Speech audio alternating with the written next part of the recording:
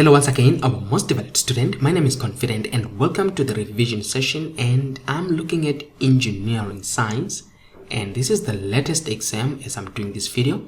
So this is the paper that I just want us to go through.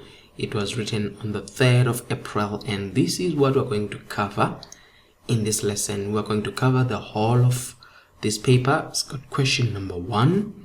As you can see, we go to question number 2, question number 3, question 4, question 5, question number 6, question number 7, question number 8, and question number 9. And you can see the total of this is out of what? 100 marks.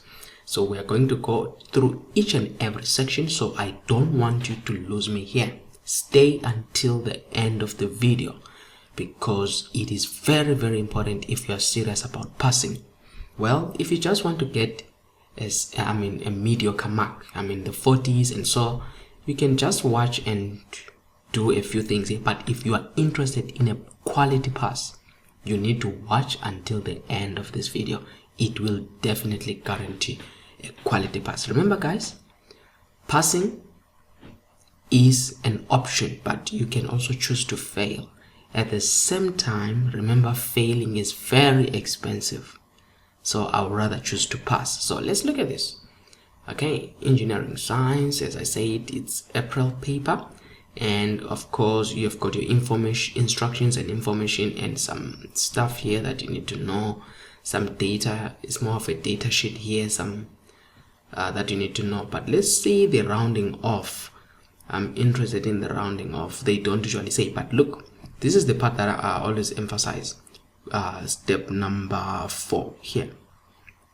It says what? When all calculations should consist of at least 4 steps. Number 1, take the formula. Are you with me? So after taking the formula, use the formula, manipulate it, and then substitute. There is the part you need to substitute in the formula, and then answer together with the correct SI units, and then the answer must be rounded to 3 decimal places where applicable. So it's there guys. All right, and then don't forget the most common one is G. There is 9.8. you see that that's a common value. We'll use this wherever is applicable. Now let's go to the first question. Dynamics is the topics. Question number 1. So where it needs you to go through your book and get some definitions, I'll just pass through quick, but let's just look at a few things. Indicate question 1.1. Indicate whether the following statements are true or false. Choose blah blah blah blah blah. So let's indicate here. Says 1.1.1 says an object moving at constant velocity. See, the velocity is not changing. Also moves with constant acceleration. That is false. If it's constant velocity, it means no acceleration, or it means acceleration is equal to 0. That's what it means. Constant velocity, it means 0 acceleration. Are you with me? And then constant acceleration. If it's constant acceleration here, what does it mean? Here it means uniform velocity. All right, so that was that. So here the answer is false. All right, so let's continue with the next one. 1.1.2 says 200 millimeters is equal to 0.2 meters. You need to know how to convert millimeters. So just as a rule of thumb, if I say I start from, let's start from millimeters. So if it's milli, you multiply by what? You divide by 1,000. All right. If it's centi, you divide by 100. Right? I think that. So you're converting all this. What are you converting to? We are converting to meters. So you divide by 1,000, you divide by 100. If it's millimeters, so here you divide 200 divided by 1,000. What do you get? You get 0.2 meters. So this is true. All right. Don't forget that. Now, 22.222 meters per second is equal to 80 kilometers per hour. I usually prefer starting from here to say what is 80 kilometers an hour. So let me quickly write this. If you say 80 kilometers, all right, per hour. So this I will say, remember 80. Now there is the part kilometers. If I convert it to meters, kilo means 1000. So you multiply that by 1000, you multiply by 1000. So here it's 80 times 1000. It says per, this per means over, hour, you must convert the hour to seconds. So 1 hour, it's 1 hour, you multiply by 60 minutes and multiply by 60. So if you say 60 times 60, that's when you convert to seconds. So if you take this and put it in the calculator, this is the simpler one that I prefer. So you'll say 80 times 1000 divided by 1 times 60 times 60. And then what does it give me? It gives me 22,222. You see, 22,222. But now it's meters per second. So which means this statement is true. But there is another one. You can go to the formulas. Look at the formulas. The formulas already give us a hint here to say, where is this part? There it is. Look at this. The formulas give you that part. To say 1 meter per second is 3.6 kilometers per hour. So if you can use that to say, let me write it like this. 1 meter per second is 3.6 kilometers per hour. Then they asked us what? They asked us here, what about 22.22 meters per second? So you ask yourself to say 22.222 meters per second. So you take that 22.222, you multiply by 3.6. Now you seeing that, then equal to, that's when you use a calculator now to say, what is 22.222? I don't know how many decimal places times 3.6 equal to, you see it's 79.99999. When you round off this, it's almost what, 80 kilometers per hour. You can use that. So this statement, as you can see here, it's what? It's true. Are you with me? Now let's move on. Momentum is a scalar quantity. No, momentum is not a scalar, but it's a what? It's a vector. It has got direction and size. It has direction and it has size or magnitude. So it's a what? It's a vector. Now why am I saying that? Momentum P is equal to mass times velocity. So velocity here is the one that makes momentum into a what? Into a vector quantity. Alright. So this statement here that they're giving us is what? This statement is false. Alright. So the last one is, a free falling object cannot attain acceleration greater than 9.8. Remember, it's free falling, and if it's free falling, is falling under the influence of gravity, and gravity can only, the maximum can only be that. So this statement is true, because the acceleration due to gravity can only be what? You can have an acceleration of 9.8 meters per second. Alright, so this statement is true. Now let's move on. 1.2, it says a car with a velocity of 6 meters per second accelerates uniformly for 10 seconds in a straight line over 170 meters. Calculate the acceleration of the car. So again, let's have some information here. What are they saying? Sorry about that. Actually, I wanted to erase that. Let's come back here. Say a car with a velocity. So let's take some information there. We have got V, and then what is the velocity? They have got a velocity of 6 meters per second. So V is 6 meters per second. What else? And then accelerates uniformly for 10 seconds. Right. Then T there is 10 seconds. So these are the SI units. So everything is fine. Meters per second, seconds, in a straight line over 170 meters. So that's what? That's displacement or distance. S, let me write here, is 170 meters. Okay, so far so good. And then calculate the acceleration. So they want A here. Let me write it like this. A is equal to what? We don't know. So now we're going to look for a formula that connects. That's why it's important for you to write this. We are looking for a formula that is going to connect V, T, and S. So the key part usually, let's try with the S.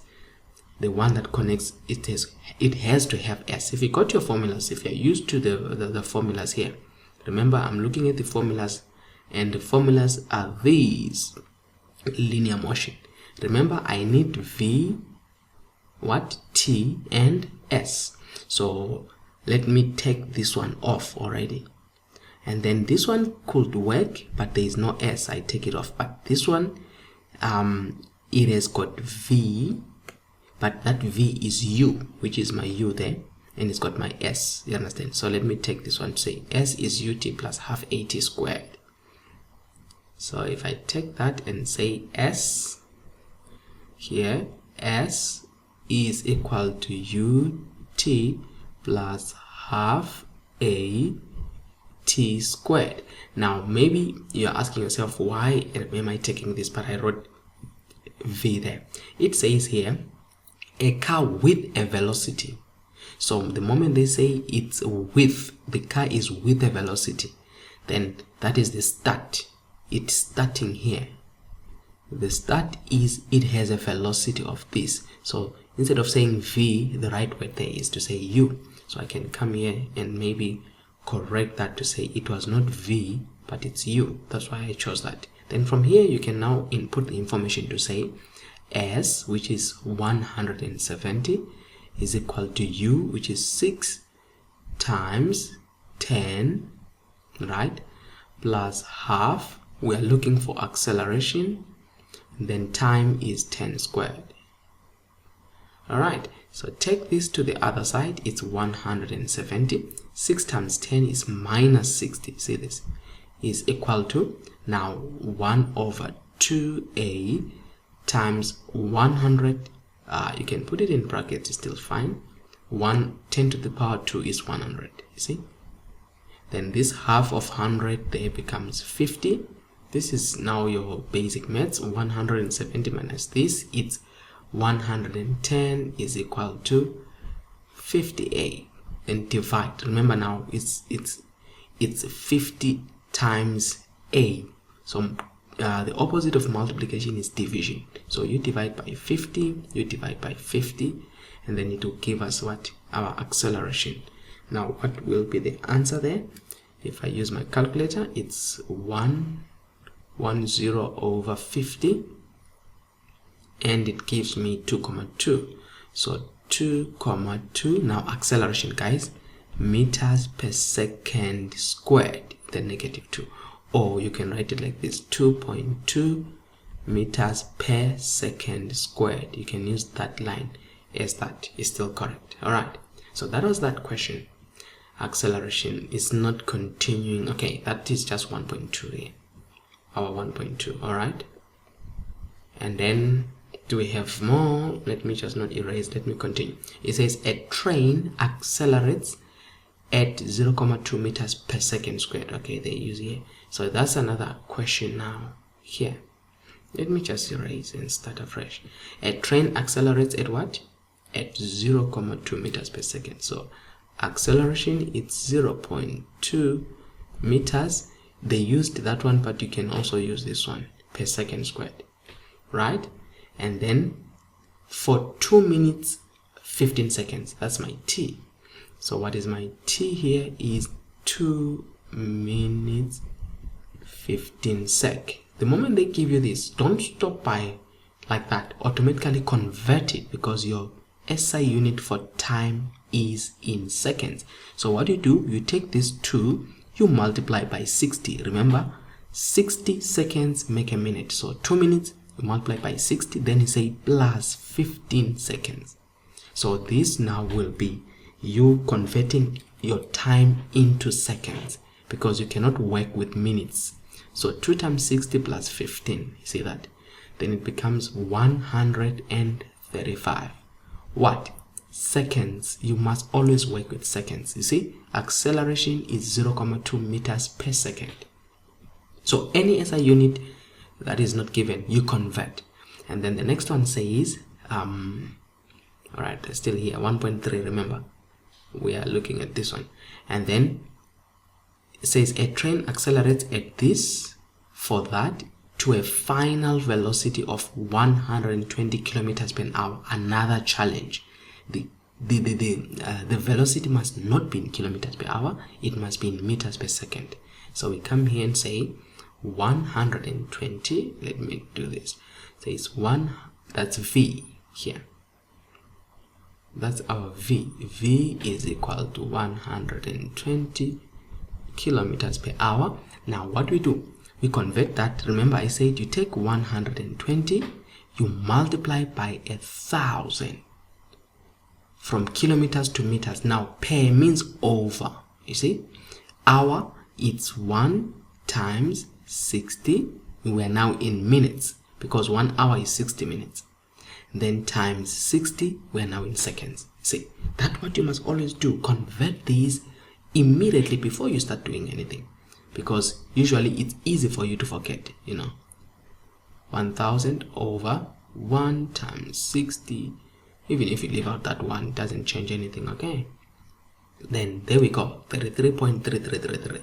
Remember 3 decimal places, 33.333. But what is now the units? Meters per second. You see what we've done? Like if I wanted to write the way I wrote the acceleration, it is 33.333 meters per second with a -1. All right, so we've got our answer. Now what is the thing? It says calculate what? The initial velocity of the train. Initial. So they're looking for, initial means u. So here if I still divide, and they are saying u is equal to that. So look what I'm given. I'm given these strings. I'm given u, v and a. See that? I mean, I'm given v and a. So I need u. So let's go to our formulas again. And in our formulas, if I can remove this, I'm given v. Let me take that. I'm given v and a. I'm looking for u. So the formula that can connect that, there is a v and there is an a here, but the problem is there is s.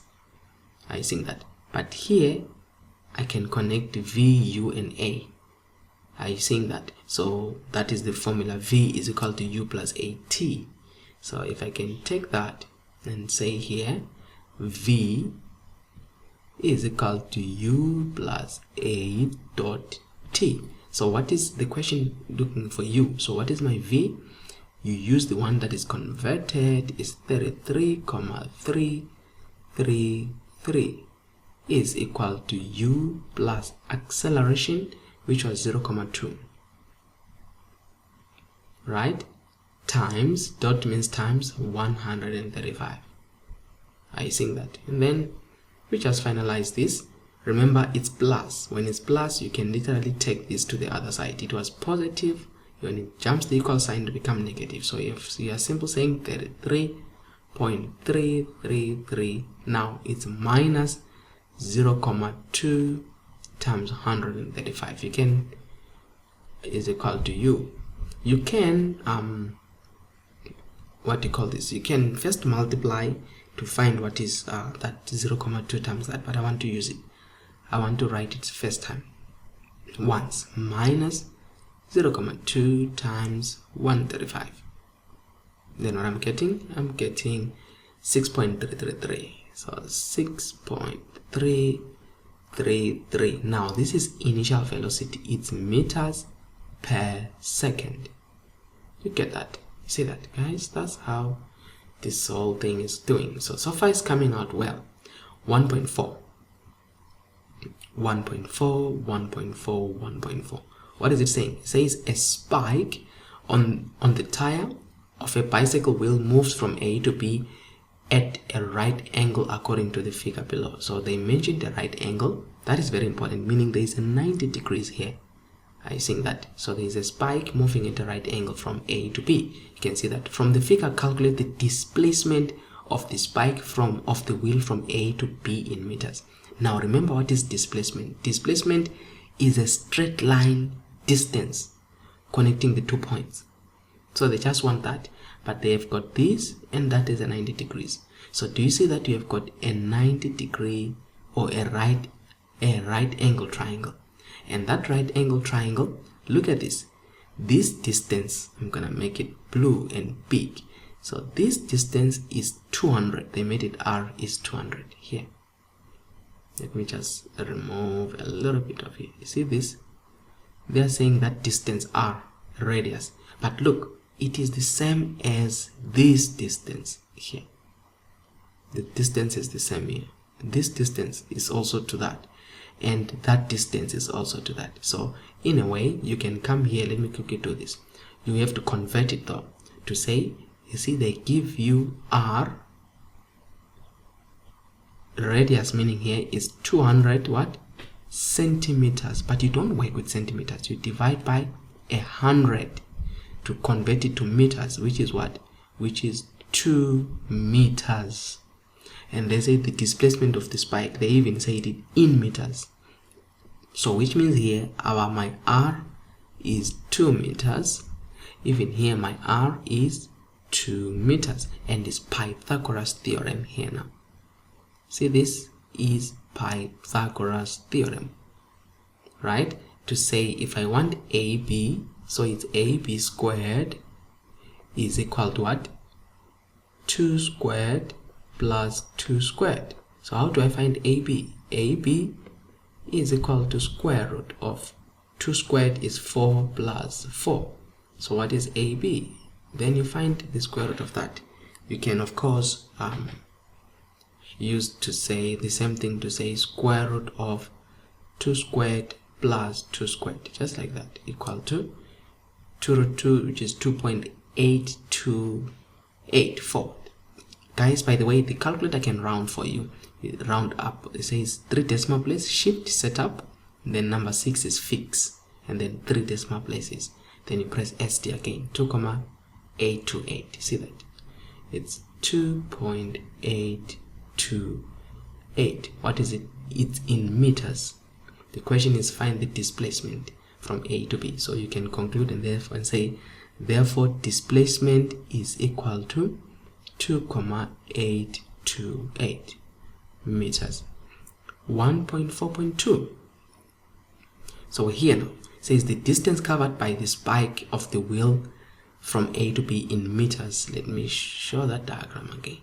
The distance covered by the spike. Let's look at this. What are they saying here? The distance covered by the spike of the wheel. Guys, when we're talking about displacement, remember we said it's a straight line distance. But if they say the actual distance, now that's a scalar. So now what we need to know is when they mention distance, they are talking about the scalar part again, which is this distance, you see? That's what they are saying. They want you to find that distance. And there are 2 ways you could have done this. If you're doing your N2 maths, N2 maths, there is a formula, remember? If you remember the formula, it says theta is equal to arc over radius. This can help you, but that was not the case only. You could have used this formula also here, which says, remember, if I give you a full circle, I know my circle is terrible. Now, what is the circumference? Meaning the distance right around the perimeter of the circle is 2 pi r.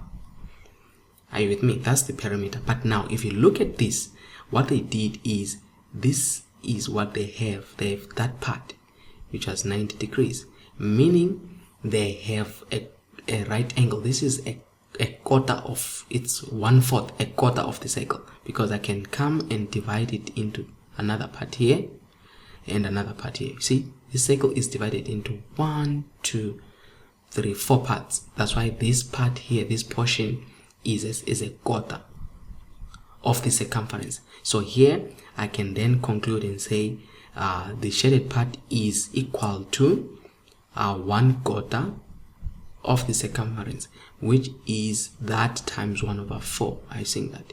Then when you do that, you can now say divide by 2. That 2 cancels, which is pi r over 2. I think that, which is pi times the radius. They gave us the radius, remember, it was 200 centimeters. We said you convert it, it's 2 meters.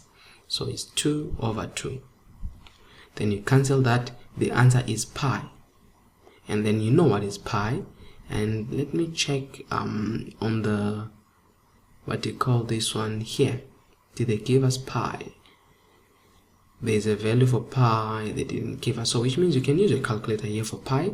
If you use a calculator, you know pi is 3.142. So shift pi is equal to SD 3.14159. Shift setup 6 3 decimal place. Say this 3.142. See, that's what you can have there, 3.142. This was the way, but I said if you know your N2 maths, you could have said theta is a pi over radius. Now theta must be in radians. Then you will remember that also in your maths it says 180 degrees is equal to pi radians. So which means 90 degrees, what is it? It's half of that, which is pi over 2. So you can use this formula then and say pi over 2, which is your theta here, is equal to arc, that's what we want, over radius. And what is the radius? The radius was 2. Remember, 2 meters. Then you multiply by 2 here, you multiply by 2 here, you cancel that, you cancel also this side. There it is. Pi is equal to arc, because this red is the arc. And what is it? It's 3.142.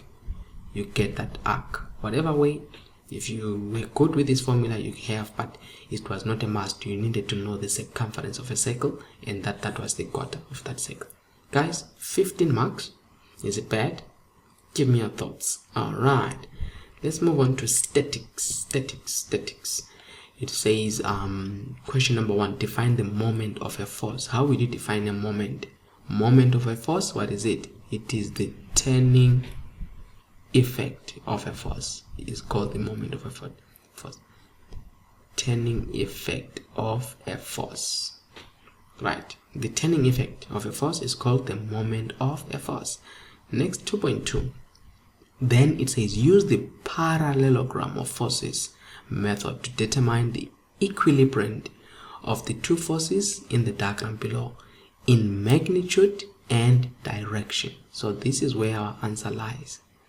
And then I'll make it also with another part of a marker to say we need to find number 1 magnitude and number 2 direction.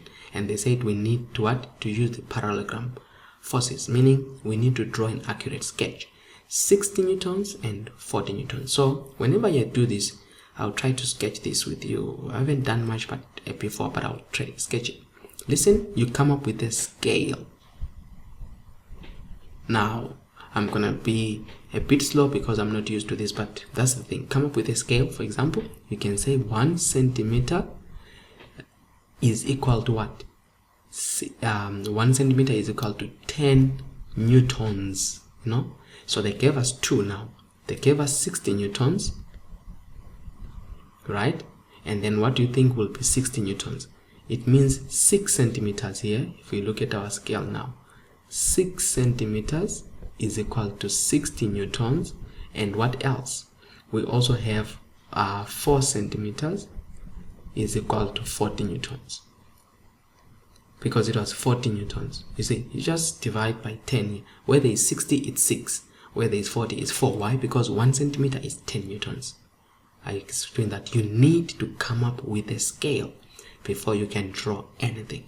Then from there, let's try to look at the diagram. They have this 60 facing to the, remember your cardinal. If I can also look at your cardinal point, you kind of have something like this. If I can remind you your cardinal points, it's like this, it's like this. So you have this, you have that, you have that, and then you have that. So what do you have? You have this as my north, my south, my east, and my what? My west.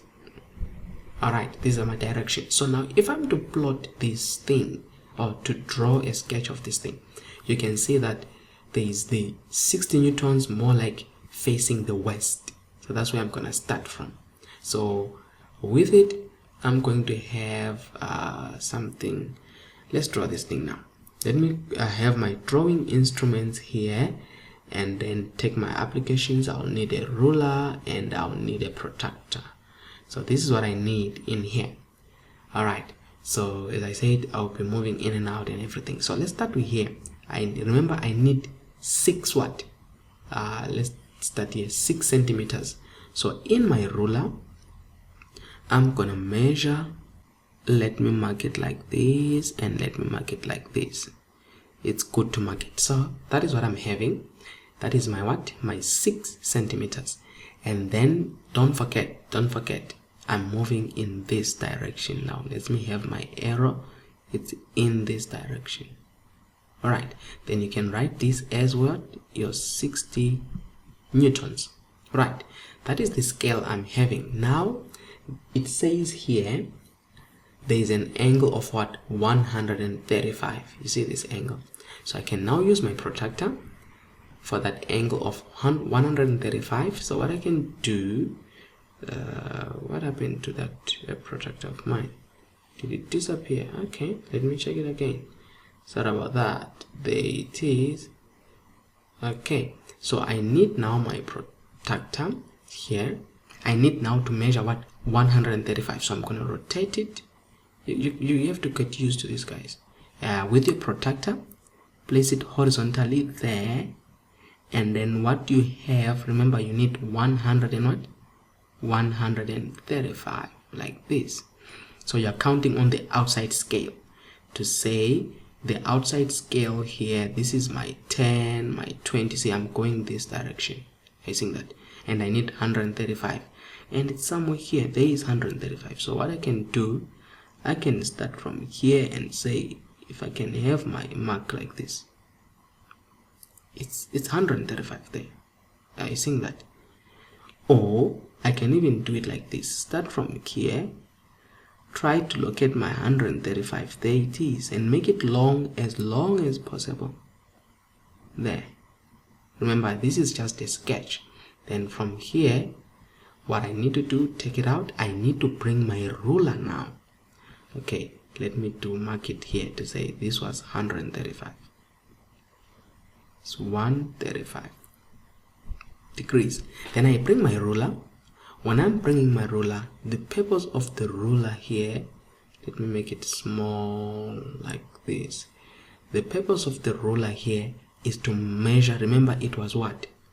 It was 4 centimeters. So I want to measure 4 centimeters now. So if I rotate my ruler, okay, like this, rotate it a little bit, yeah, right. Let me see if ever it can. It's not as bad. Remember, this is gonna be an estimate. Let's rotate it a little bit again. There we go. So I'm measuring what? 4 centimeters. There is my 4 centimeters. Okay, not as what I wanted, but like this.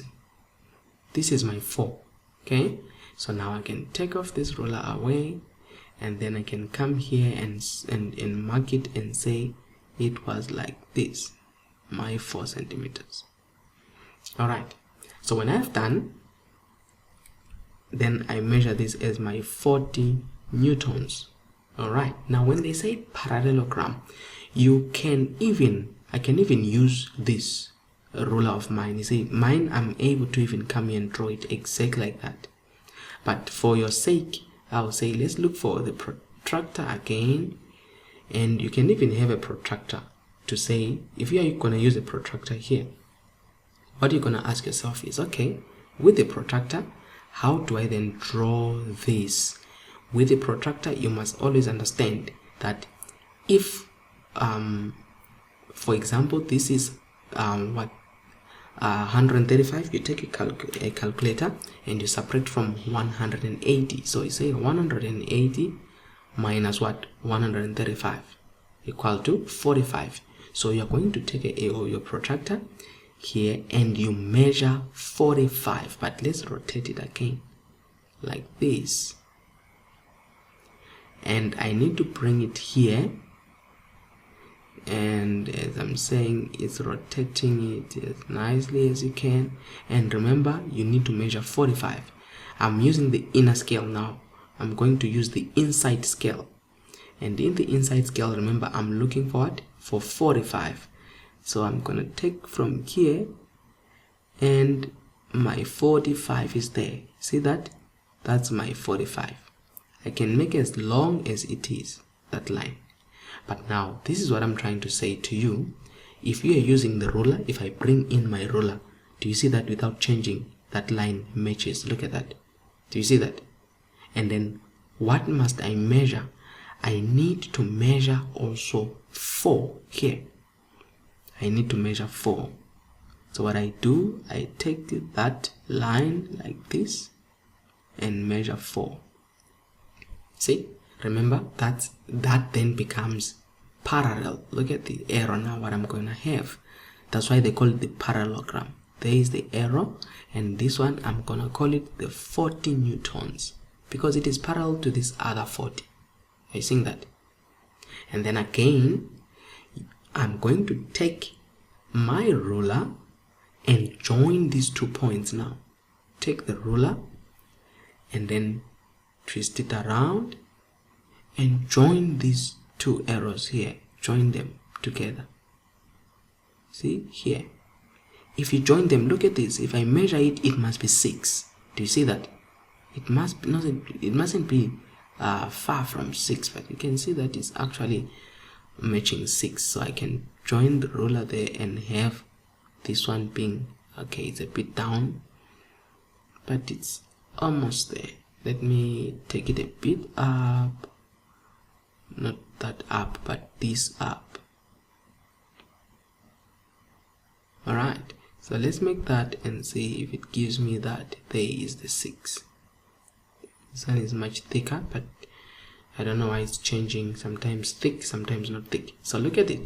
Now, where is it going? It's very important to look at the arrows. Where is it going? It is going, remember, it is going this direction. So now let me look at the direction I'm going to use. I'm going to use my purple and make it thick. So I'm going to take the 60. After the 60, I'm going to take this one, the 40. Look at the arrow. Now we call this the parallelogram. Why? Because it's a complete 2 parallel lines opposite to each other. It's a pair of parallel lines. But now if I use the one that I showed you on the arrows, look at this. I start there and I go there. We call this the head to tail or the tail to head method. Meaning here I've got my tail of the parallelogram and here I've got the head. Then you join these 2 points together. That's where the whole thing is about. You join them. I'll use a white line to join them together. When you join them together, we call, if I put an arrow there, that line that is joined, maybe it's better to make it thick. This line here, we call it the equilibrium. You see? That's my equilibrium here. Okay, so equilibrium. Alright. In other words, it's more like my resultant. Okay, actually I will use not the equilibrium, it's my resultant. Let me use the word resultant. So that resultant, let me change here. It's not the equilibrium, it's the resultant. It's the resultant of the what? Of these 2 forces. Then if I draw a line opposite to it, I'll make it red. If I draw a line, take your ruler, bring my ruler back. I don't know why it's escaping like that and changing the. If I take my ruler like this, see this? And then I draw a similar line opposite in direction. This line here, it must be opposite, but I'm gonna measure it so that it makes sense. Let me undo. I think, okay, I see now. Let me make it small. There is that line. I'm going to measure that line with a ruler. So what is this other line? This line is from 0. Let's make this bigger so that we can try to draw this, and then let's measure it. You see, it's escaping me there. Come on. This is somewhere like 4 point. Look at it. You can see it's like 4.2. You see, because it is more like if I use my red pen, it's more like here. See,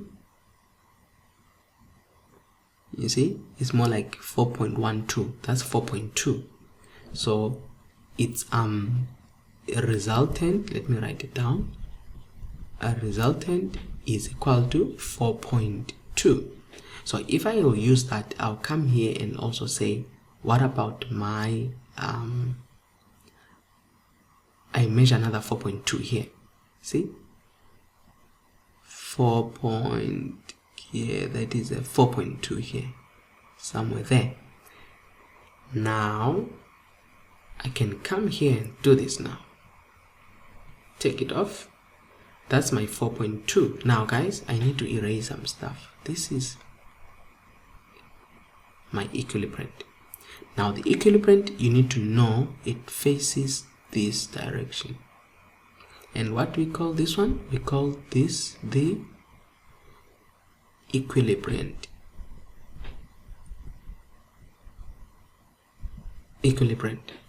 And then with that, remember what is the equilibrant? Is 4.2 centimeters. But now when you're converting, go back to your scale. What was the scale? 1 centimeter to 10 newtons. So 6 becomes 60. So 4.2 becomes what? 42 newtons. You see? Then this is 42 newtons. And even here, this is 42 newtons, the resultant. Are you with me?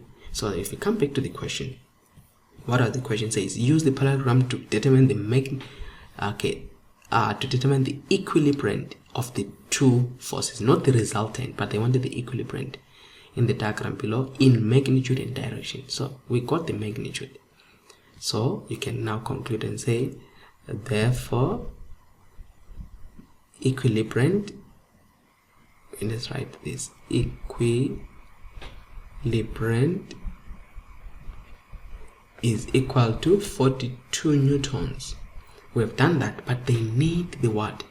They need the direction, guys. They need the direction. What the question is, what will be the direction of this?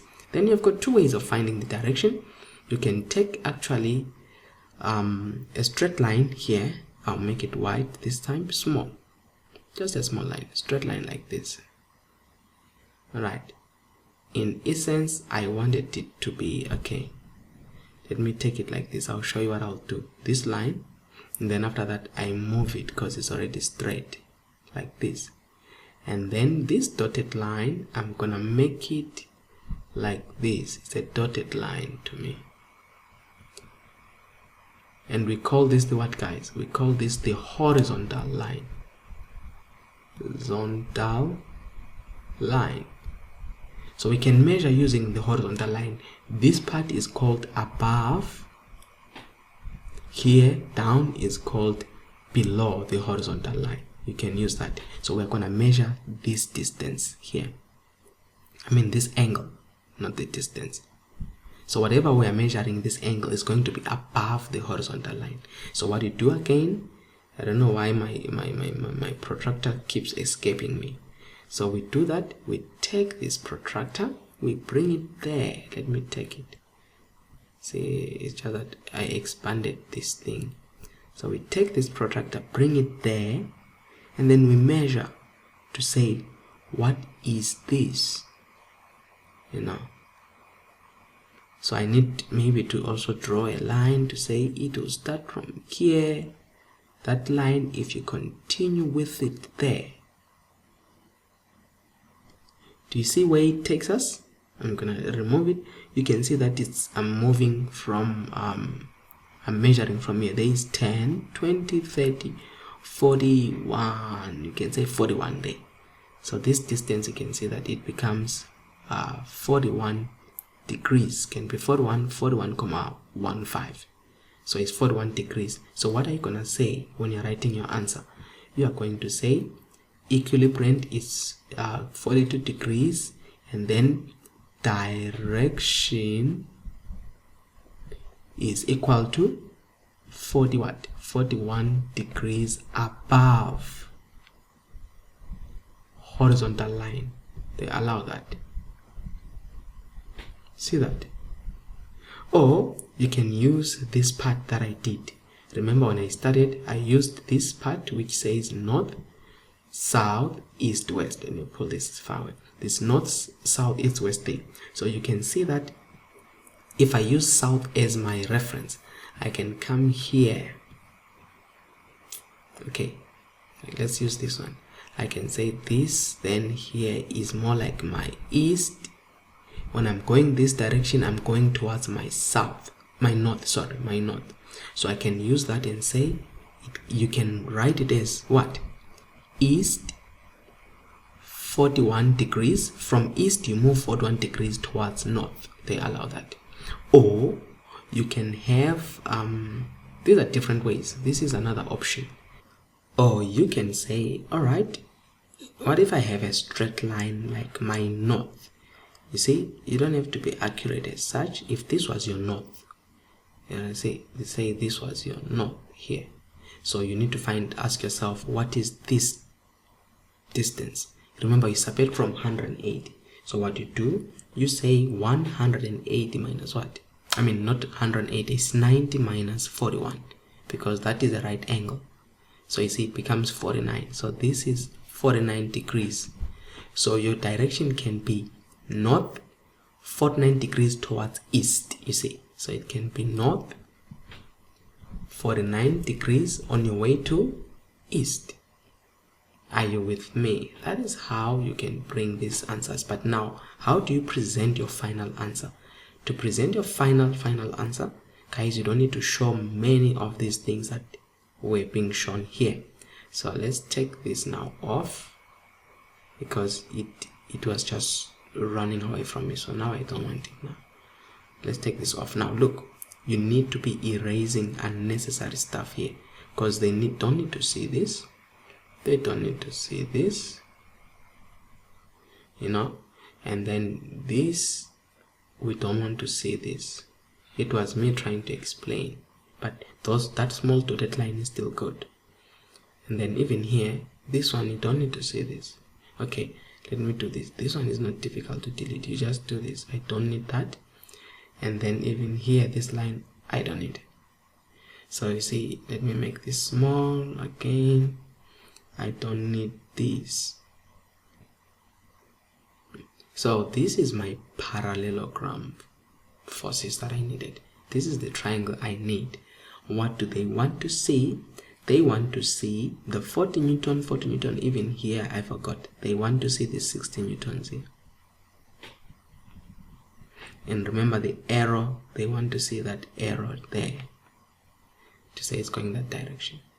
And yeah, these arrows are like that. They will give you a mark.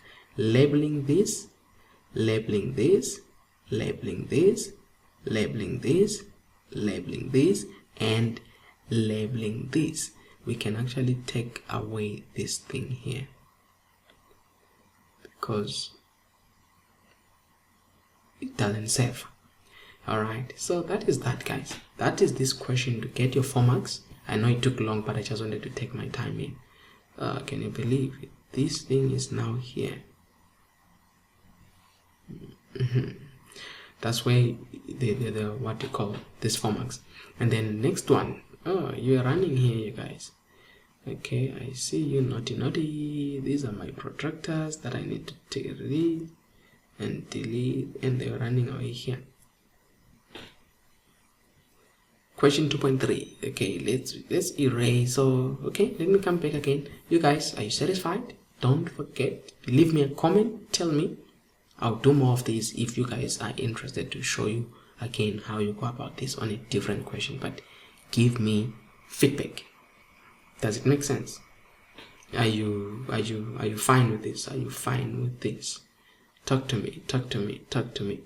Feedback. or bring your question. I've got an Instagram handle. It's Confinkwazi. You know, that's my Instagram handle. Just go there and like, what you call, let me be your friend. I rarely check this page, but I will now check it because you'll be sending me a friend request. It's not a friend request. What is it? You follow up, you know. So just let the numbers tick, guys. Follow up, and then it will encourage me to also start entertaining you on those pages. Maybe you take a picture, you send me some questions, and then I answer them. You never know. All right, so that is what I wanted. Now let's look at the next question. After this says calculate the magnitude and direction. There is another one. Not only is magnitude but direction of the vertical component of a pulling force of 220 newtons in the direction south 25 degrees east. How many marks? 2 marks. Calculate the magnitude and direction of the vertical component of the pulling force of 220 newtons in the direction south 25 degrees east. When they do this, you just have to come up with your cardinal points. So you just do this in the center, and then you say, okay, I've got my north like this. Nothing wrong with having it like that. Say my north, my east, my south, my west. Come back. They say it what? Remember, this is not in, you're not drawing or sketching this. It's just, actually it's a sketch. It's not an accurate drawing. So they are saying calculate the magnitude and direction of a vertical component of the force pulling what? 220 degrees in the direction south 25 degrees east. So you come here and say, okay, I'm seeing, what am I doing here? How can this be south and how can this be west? I think you guys are asking, what is this guy doing? So south, what? 25 degrees east. So I'm moving from south to east. So that's what they are saying. So south 25 degrees east. So I can have it somewhere here. That can be my. Then I do this. Alright. So in here I can then have my what? They say they want the vertical component. Calculate. See, they don't want to see the diagram, but I'm just sketching it for you. They want the calculation. So they calculate the vertical component. Vertical component there. Remember, a force has a horizontal component and a vertical component. So we have got this force, which is 220 newtons. Right. Then its vertical component, how do you find it? Oh, by the way, they say it south. This is 25 degrees. This. So now, if you have got a force that is starting there, how will you find its two components? It has got this. The component, the vertical component is this one. I'll make it thicker. It's this one. That's the vertical component of that force. Are you with me? So now, after that, what you do, you have again a dotted line like this. I'll make it dotted. And it will be a 90 degrees. The moment you do that, what it does, it helps you to see which side is what. You see, if I've got this angle here and I've got a 90 degrees here, and that line has got, you remember the line, this line has got two sides, the 90 and the angle here. Because of that, it becomes the cos side. And then this side, which has got only the 90 degrees, becomes the sine, the opposite one. So this is the adjacent. In other ways, adjacent is linked to cos, and then opposite is linked to sine. All right, don't forget that opposite and sine are linked, adjacent and cos. So how do you find the vertical component? What you're going to do, you are then going to say here, vertical component. Let's go to the formulas, the one that links cos, so that I can show you. There is it that links cos. So they wanted to say vertical, but they were actually focusing on horizontal. If you chose this one, you're gonna be wrong. So FC is W cos theta. That's what they are saying there. So we are writing here FC is W cos theta, and then what is your W? Is 220. That represents your W, so it's 220 cos 25. You see that? Then it was gonna give you then your answer there. If you said sine, you see now that's where they are gonna catch you, because you saw vertical, and vertical is linked to sine. So it's 22 cos 25. I mean, not 22, 220. I was like, why it doesn't? So it's 199.3877. Shift setup, I'm rounding off 6 to 3 decimal place.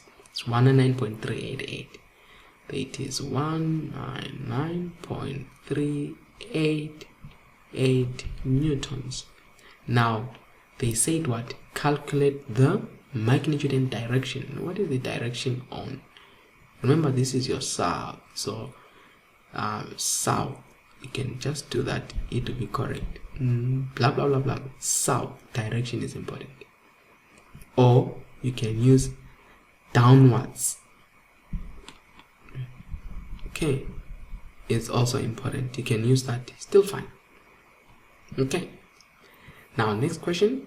State Newton's third law. This is 1 mark. Guys, all these, if I don't define them well, go to your textbook and define them.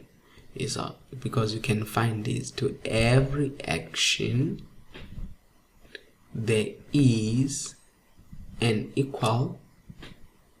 There is an equal and what? An opposite reaction. That's Newton's third law. Action reaction, cause effect. Some they like to call it cause effect. So to every action there is an equal and opposite reaction. That is Newton's what? Newton's third law. Alright, so next one is what? Determine the moment of a couple of the wing nut. Let's start again there. Determine the moment of a couple of a wing nut with two parallel forces of 10 newtons each and 20 millimeters apart. You must know the concept of a wing nut. Okay, let me just do here. The concept of a wing nut is this. You have in the center, and then you've got this side, and then this side. They're saying two parallel forces. So determine the moment of a couple of a wing nut with two parallel forces 10 newtons each. Now a wing nut has this principle that these forces, when this one acts up like this, this force is going up, this one will be going down. They act in opposite direction. So this will be F1, this will be F2. But these forces, F1 is equal to F2. You must know that.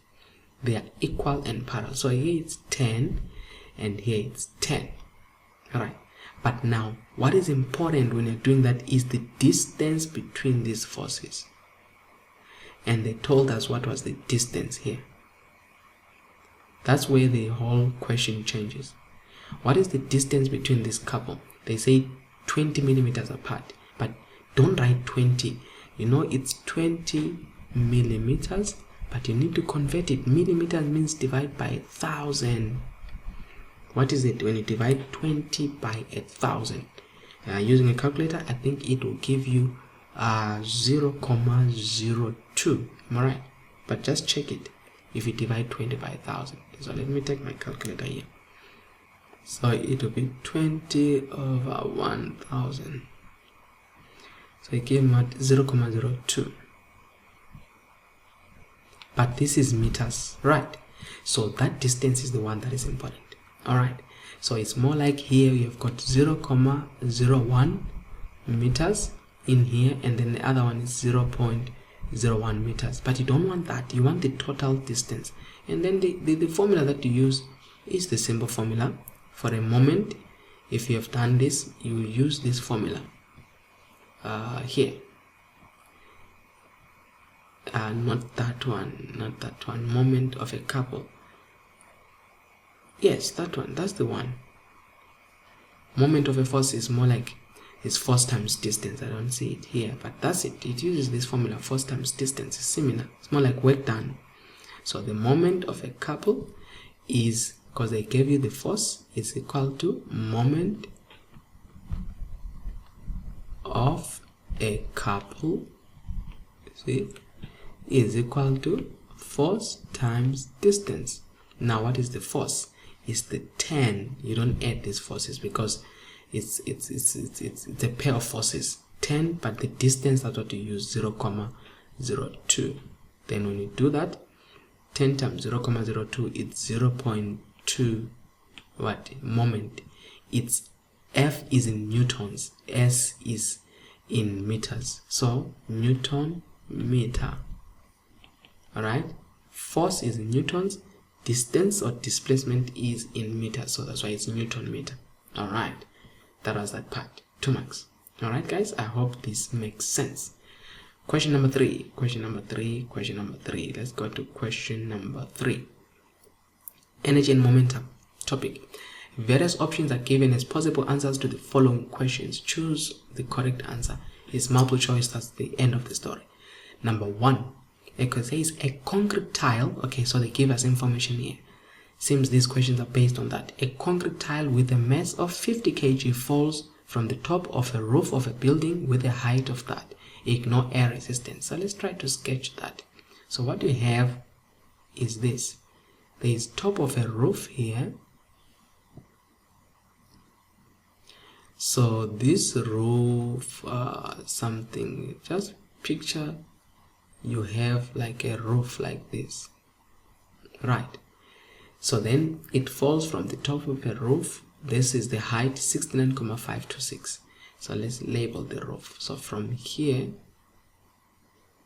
to here, it is that distance, and they say it's what? 69, comma what? Comma 526. They gave us meters, which is good. Then says a concrete tile with a mass of 50 kg. So picture it, there is a concrete tile here, and it's 50 kg. You know you need to convert that when you're dealing with kgs into newtons, which is 50 times 9,8. These are things that you need to convert to weight. You know, weight is what? F times G. Alright, so that's the weight. So when you convert that, it will be 50 times 9,8 equal to 490 newtons. So this tile is 490 newtons. It's falling down. Ignore the air resistance. Ignore air resistance. Now the velocity of the tile before it hits the ground is the velocity. That's the keyword. Velocity of the what? Of the tile before it hits the ground. So they are somewhere here now to say, picture this tile somewhere there and tell us about its velocity. Now if you go to the formulas, so the formula that I'll advise when you're dealing with the velocity of the motion in air, let's come here. You're dealing with air. The first one that you always work on, guys, is the one that is got to do with that. It's got two things in this formula. V, remember, V is equal to V squared is equal to U squared plus what? Plus 2AS. But now there are two things in this formula that I want you to take note of. The first part is the A here. That's your G, you see, which is equal to what? 9.8. And then your S here is your height. See, your V and U is initial and final there. If they give you time, you can work on it, it's fine. The acceleration is the same here, provided you have time. But if you don't have time, use that. And if you look at this question, they never gave us time here. They didn't involve time in this statement here. You see, so that's what we can use and say, okay, using that part, it's V squared is equal to U squared plus 2. Now you don't say A, say G, and then use H as the height. You see, this is your H. So let's go and read the question here. What are we given? So we're given H, we're given the weight, and then it says a concrete tile with a mass of this falls from the top of a roof. It's falling from the top. If something is falling from the top, you must know that its u initial velocity is 0 because it's falling, you see. So if it wherever it's starting here, you must know that that's where it started. U is equal to 0 there. Are you with me? So you come here, you can now, that's why the question then says the velocity of the tile before it hits the ground. It's once the final velocity. So when you do that, you can now say V is equal to square root of, you see, U squared plus 2GH, but we know U squared is 0. So it's square root of 2 times G is 9.8 times H is 69.526. Are you seeing that? Then we can use that and to say square root of 2 times, remember when it's a V squared, if you want to find V, you square root, guys. 9.8 times 69.526. all right, and then when you say equal to, it will give us 3 decimal places. Shift setup, as I always tell, 6 fixing 3, that 36,915. all right, this is meters per second, but remember this is multiple choice, so you're looking for 36,195. is it 915 or 195? I didn't see that. Let me check again on the calculator. Did I write that thing wrong? It was square root of 2 times 9.8, right, times 69,526 equals to 36, shift setup 6 and then 3, 915, 36,915. so this is correct. What am I getting here? 36,195. where am I missing this? 5,69,526. let's check. 69,526 is the same because I expected this thing to match exactly. Oh, I see. No, it's still fine. U squared is 0. 2 times this. Let's try it again, because their answer seems is rounded off and I don't know why we're not getting that. Square root of 2 times 9,8 times 69,526. because I'm thinking it's 36,915. Alright, I'll settle for this one, guys. 36, because it's the most close. 36,195. Maybe they made an error, they wanted 915. I would say, I don't know why it's not coming out exactly, but there is C there. It's the most closest answer. Alright, next one is the kinetic energy of the tile before it hits the ground. Go to the formulas, you know, EK, kinetic energy. There it is. EK is half mv squared. So you come here and say EK on this. EK is equal to half mv squared, which is equal to 1/2, and then the mass was 50, and then v squared, we take this, actually v squared, remember, you see I squared here, but v squared from here, v squared is equal to, since u is 0, it's just 2gh. Are you seeing that? So you can use that v squared here and say times 2, or you can use this answer, but since our answer had issues there, let me use times 2 times 9,8 times h, which is 69,526. I'll use both answers here, or I could have used the answer here, which is 36,915 squared, v squared, because this is my v. So let's see what it gives me on the two answers. So if I say 1/2 on the first one times 36,915 squared, okay, I forgot m here, times m, which is 50 times okay, equal to 34067.930. Shift setup, let's round off 6 in 3 decimal places. So it's 34067.931. 34067.9, I don't know, it was 931 or 9 what, but 34067. Let me use the actual one directly, where I don't, this is half times 50, right, times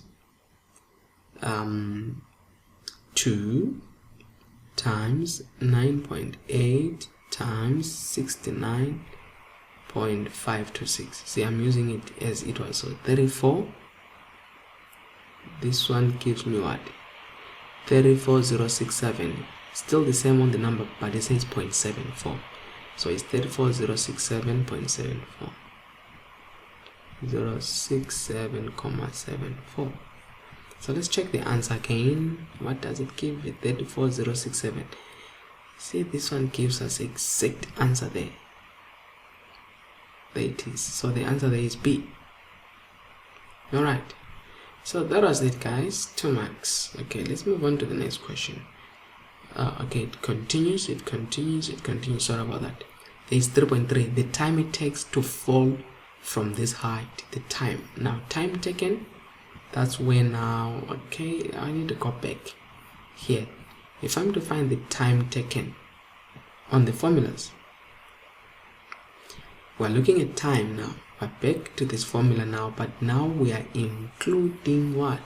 We're including time. Remember, we have V, we have AT, so we can use that formula. U is 0. V is equal to U plus AT, but A is G. Don't forget that. So we can use here V is equal to U plus AT, which is GT, the one time. What is V? We just found our V as 36,915. I'll use that. 36,915 is equal to U, which is 0, plus GT 9,8 and T. See? But now I need to find T. 9,8 is a problem. There is division, is the way you divide 9,8. Yeah. But I know my V was having issues because they got something different, you know. So my T might also, my time, so I'm gonna find kind of something similar there. It's 36,915 over 9,8. Let's see what it gives me. It gives me 3,766. Shift setup, 3 decimal places, 3,767 seconds. 3,767 seconds. Let's check the answer there. It was on the next page, 3,767.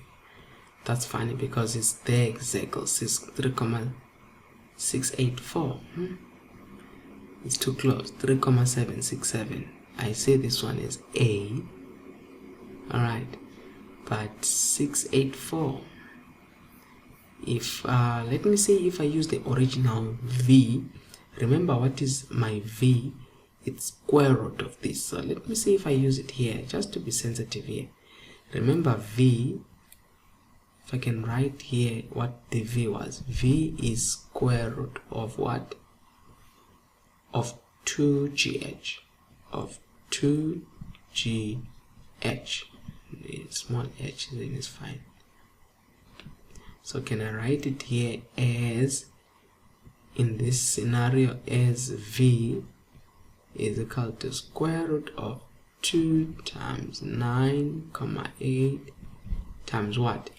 Let me use the actual height. What is the height? 69,526. 69,526. See? Multiple choice is tricky because you get some answers that are very similar. V, that is our V. So now the question is what? Remember, I need T. So we said V is U plus GT. So I'm using something wrong. This is my V here. So V, I need to take it like this. I don't want to rewrite this thing. Okay.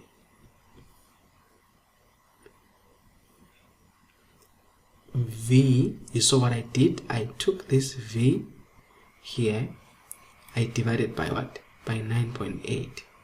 And then I got my time. Remember, this was my V from here, you see? So if I can take a calculator now and use that and say square root of 2 times 9.8 times 69,526 over 9.8. Shift setup, and then number 6 is fixed to 3,767. It's still the same thing, which means they made an error in the beginning. So this answer then is correct. They made an error here on this one. Where was it? They made an error here. It was 915 instead of 195. Alright. Next one, the momentum of the what? The momentum of the tile before it strikes the ground. Go back there again and ask yourself, how do you find momentum? Momentum is P. Remember, for momentum, you say P is equal to mass times the velocity, which is 50 times the velocity. Now I trust my velocity is correct, this one, 36,915. Alright, so we can actually use then a calculator then to say 50 times 36,915. Now momentum is 1845,75. 1845,75. Momentum is kilogram meters per second. So let's check the answer. It's what? 1845,75. 1845.75 there. C. See, kilogram meters per second. So the answer here is exactly C. So guys, that was that. Each one was what? Okay, this was 1 mark, this was 2 marks, this was 2, this was 2. I hope you guys it makes sense. So let's move on to the next one. It's question 4. Question 4 is looking at work, power, and efficiency. Define the term power. How will you define power? Power, get your textbook, guys. This is where you need to know these definitions. Power is the what? Is the rate of doing work. I repeat again, I do some online lessons. It's 3 to 5 days depending on the thing, whereby I take you through the revision session for engineering science. If you are interested, go to the website. This is the website that I want you to go. I'm gonna type it here so that it's clear. If you are interested in online online videos, this is what you have. It's www. Let me check that. Let's type that. It's www. Right, let me make it small again so that it fits there. www.24minute.co.za. This is where you can book in for some lessons. This is for engineering science, mathematics, N1 to N3. You can book for your lessons here. Alright, so if you are interested, get time to book for some lessons here. And yeah, this is that, and it will work out, guys. It will help you. And also the last thing, unfortunately, this whole video will be available to premium members. It's not gonna be in full for you guys who are subscribed. I know you're subscribed, but there are those whom I call premium members. And what are the premium members? These are the guys who are sponsoring this channel. They make this channel possible. By sponsoring, I mean they've got a monthly contribution that they do. And if you want to be part of it, just look at the part that I'm showing here, how you can go. You go to the our channel, you look under membership, or you go to the part which says join. When you join, you can see whether it's your N1, your N2, your N3. Then you'll be relevant to join at that part. When you join, you are able to watch whatever part of the video that you want. Are you with me? It will give you the ability then to watch whether it's your N1, your N2, your N3, for those who are subscribed. By doing that, you help us upgrade our equipment, you help us bring these videos as much as possible so that you guys are prepared for the final exams. Hence, if you see it cut before finishing, you just know it is cut because exclusivity has been given to premium members as a sign of saying thank you, as a token of appreciation to you guys who are premium members. And if you want to be one, or if you just want to sponsor this channel, feel free to contact me. As I said, this is the 24-minute lesson. You can contact me because we welcome even donations. We are starting to receive donations now from people saying, look, the work you're doing is good and we feel like you can impact lots and lots of people out there. So feel free, guys, to do that. But I'm bringing these channels to you. There is no obligation you have to make. These are free for all of you who are watching. And subscribe if you're not subscribed. That's the best thing now you can do. Make sure that you also share it to your friends and your colleagues. So as I said, this video was done in full, but if you see part of it, it means you are not a premium member. But if you want to be a premium member, don't waste time. Go to our channel, join, and you will see the steps that follow. We have come to the end of our lesson. Thank you again for giving me your time. Cheers.